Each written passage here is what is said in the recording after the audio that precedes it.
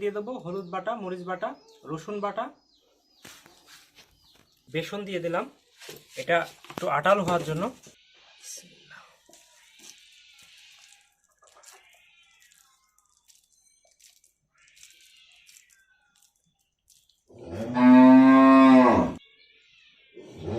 এখন বিস্কুটগুলো গুঁড়ো করে নেব।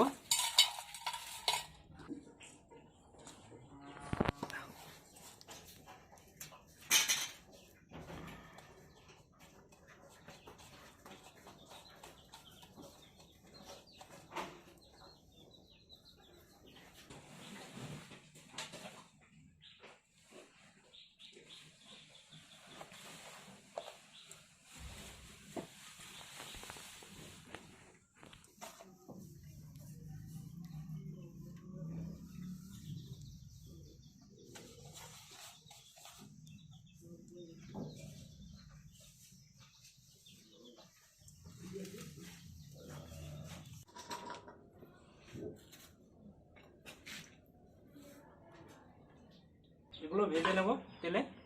বিসমিল্লাহির রহমানির রহিম।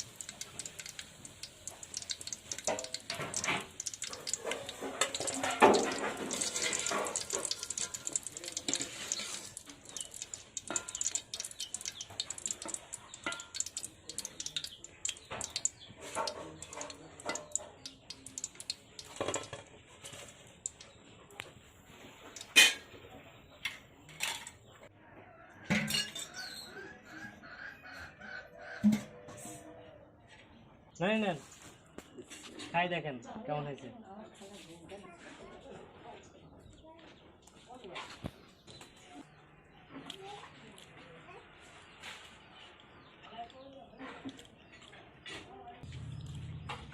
উপরে মচমচে হবে, ভিতরে এরকম নরম থাকবে।